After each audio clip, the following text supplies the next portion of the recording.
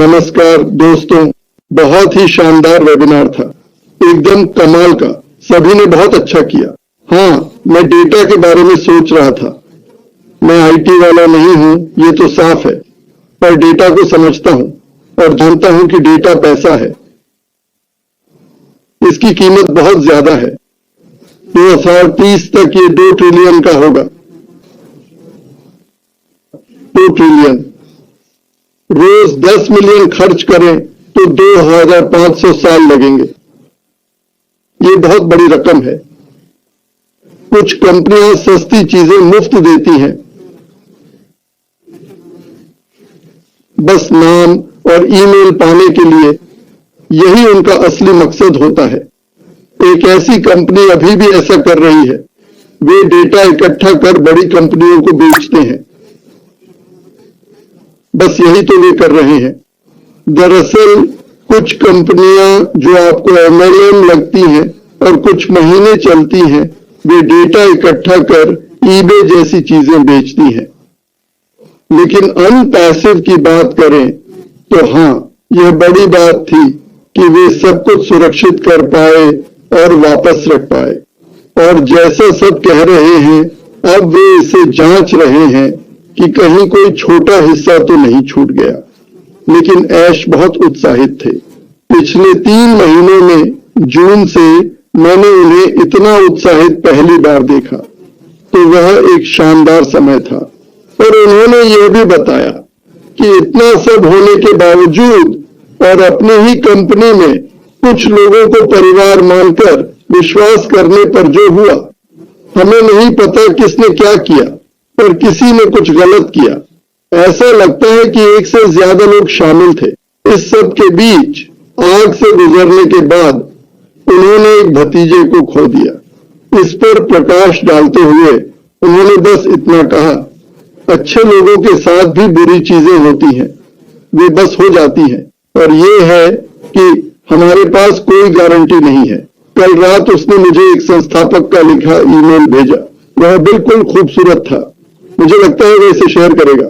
मैंने उससे कहा था, अनपैसिव की पागल बात यह है कि तर्क संगत लोग इसे नहीं समझ पाए। मेरे मार्केटिंग के दोस्त थे और सब कुछ, वे बस इसे समझ नहीं पाए। उन्हें कोई अंदाजा नहीं था। पर देखो, जिन्होंने इसे समझा, वे लोग जिनकी आंखें कम देखती थी और दिल साफ था, है ना? उसने दयालु लोगों को आकर्षित किया जो हमेशा दूसरों की मदद करते थे। हाँ, हम अपनी मदद चाहते हैं, पर हम क्यों जुड़े? वो यही था। भाषा की बाधा के बावजूद हमारी भावनाएं हमें एक साथ लाई। जब मुझे MLM मिला, मुझे लगा ये समझदार है, सब जीतते हैं, हम सब अच्छा करते हैं, वगैरह वगैरह। ये नादानी थी। दुखद है कि ये आम नहीं है, पर ऐसा ही है। मैं रोज भगवान का शुक्र करता हूं कि ऐश सामान्य नहीं है। वह कभी सामान्य नहीं रहा। पहली मुलाकात में वो सामान्य नहीं लगा। यही वजह थी कि मैं अनपैसिव की ओर खींचा। वो कुछ अनोखा कर रहा था। वो ऐसी मार्केटिंग सिस्टम बनाना चाहता था जो सबको एक्सपर्ट मार्केटर बना दे। वो दूसरों को सफल होते देखना चाहता था।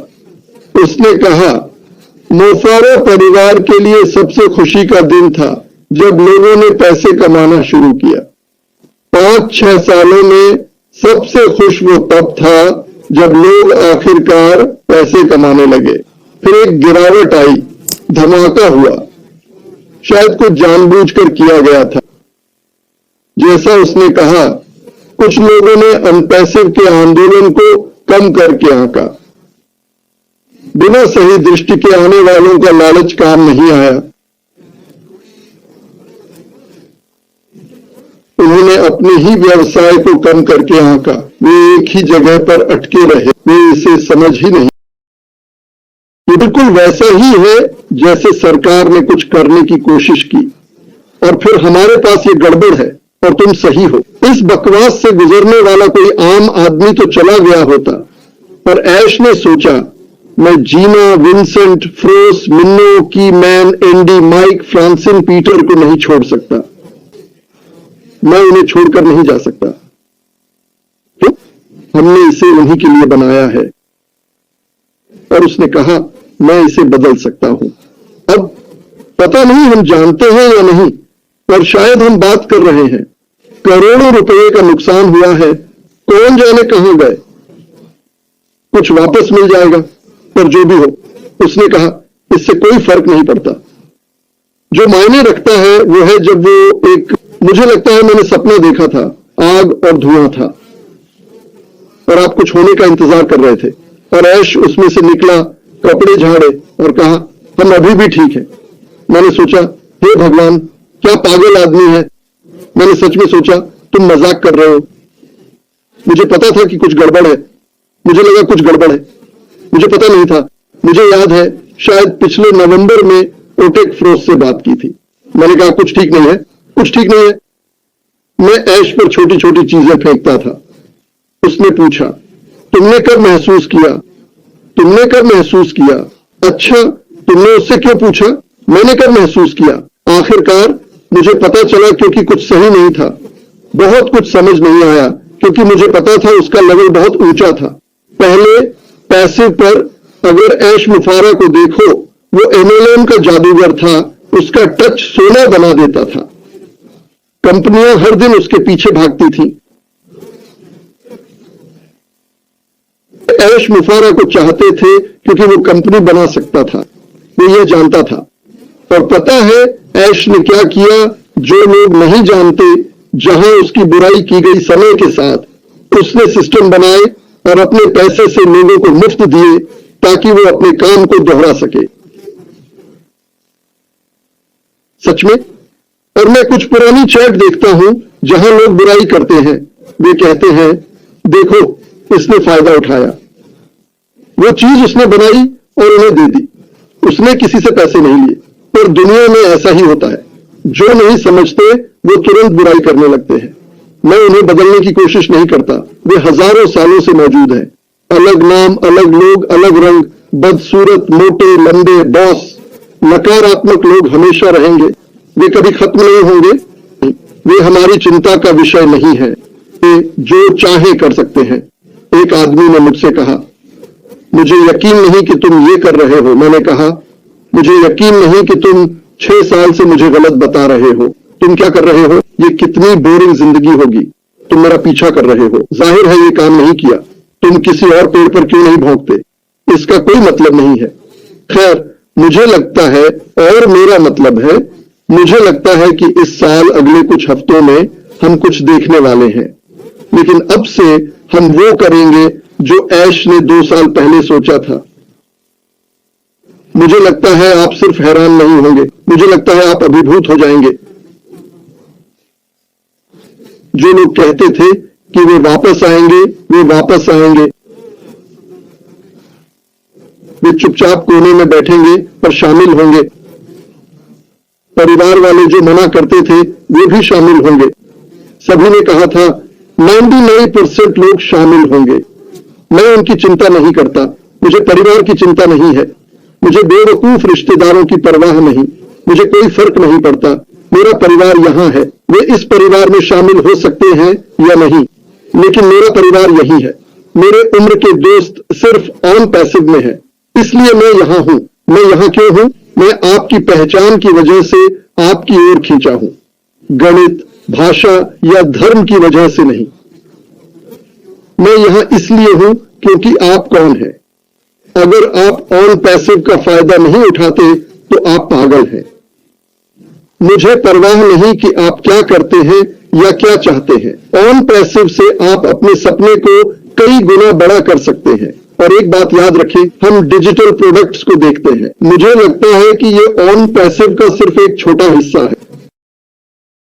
मुझे लगता है कि अगर आप चाहें तो हम और भी बहुत कुछ कर सकते हैं। यह दुनिया के लोगों की मदद करने में बहुत मजेदार होगा, क्योंकि आपको पैसों की चिंता नहीं करनी होगी। एम्पोसा में कभी बारिश नहीं होती। पैसे की चिंता तब होती है जब वो खत्म हो जाते हैं, पर यहां ऐसा नहीं होगा। मुझे यकीन नहीं होता और मेरा मानना है कि इसका हर संभव उपयोग करें। पिछली बैठक में उन्होंने डेटा और उसे वापस पाने का मुद्दा उठाया। मुझे पता है लोग सोच रहे थे, पर अंत में उन्होंने क्या कहा? पुराने तकनीकी विशेषज्ञ जानते हैं मैं क्या कह रहा हूं, उनसे पूछो। उन्हें उन पर भी इतना ही भरोसा है, वह जानता है कि वे जानते हैं, और यह बहुत बड़ी बात है। और आपके पास ऐसे लोग हैं जिनका आप अनुसरण कर सकते हैं। दुनिया के सबसे शक्तिशाली व्यवसायी एम्पोसा पर हैं। दुनिया की सबसे शक्तिशाली महिलाएं एम्पोसा में हैं, बिना किसी शक, बिल्कुल निसंदेह। देखो, बड़ा दिल होने का मतलब यह नहीं कि आप कमजोर हो या किसी कोने में दुबक जाएं। आपको गर्व से सीधे खड़े रहना चाहिए। इसका मतलब धौंस जमाना नहीं है, बुरा बनना नहीं, पर अपने काम पर गर्व करें। नकारात्मक लोगों से दूर रहे। यह आपको कमजोर करता है, यह आपकी ऊर्जा खत्म कर देगा। नकारात्मकता से भी न छुए, आपको धीरे धीरे खत्म कर देगी। इसलिए मैं ऐसा नहीं करता, इसका कोई कारण नहीं है। मेरे पास बहुत लोग हैं यहां, मैं किसी से बात करूंगा, मैं उसे समझाने की कोशिश करूंगा। मेरा काम नहीं है जैसे केले को संतरा समझाना हो। चाहे आप कितना भी बोलें, वह फिर भी केला ही रहेगा। आप पागल हो सकते हैं, एक हफ्ते बाद भी वह केला ही है। तो आओ हम साथ काम करें। कुछ लोग संस्थापक नहीं पर एम्पावसा के लिए हैं। याद रखें, कुछ लोग इसे नहीं समझ पाते। वे क्यों नहीं आते? वे संस्थापक बनने के लिए नहीं थे। यह इतना सरल है, पसंद करो या नहीं, जो भी हो, पर लाखों लोग ऐसे हैं जो हैं। और डेटा देखें, 2030 तक यह 2 ट्रिलियन का उद्योग बनने वाला है। 2 ट्रिलियन। और ये क्या है? ये बस कुछ छोटे अंक हैं। ये और वो, ये पैसा है, बड़ा पैसा। ये बिटकॉइन सोने और चांदी की तरह है। ये और भी ज्यादा ताकतवर होता जाएगा। आप इसका हिस्सा हैं। अगर ये कंपनी 2 ट्रिलियन कमाए और जो चाहे दे, तो बड़ा हिस्सा कहीं जाएगा। मुझे जो चाहे कह लो, ठीक है, इससे कोई फर्क नहीं पड़ेगा। मुझे इसकी परवाह नहीं। एक दूसरे का साथ दो। अगर कोई आपको कम समझे तो उसके सामने चुप रहो। मैं बोलूंगा, तुम चुप रहना। तुम गलत जगह पर हो। वहां जाओ जहां तुम्हारी आवाज सुनी जाए। बस इतना ही कहना था।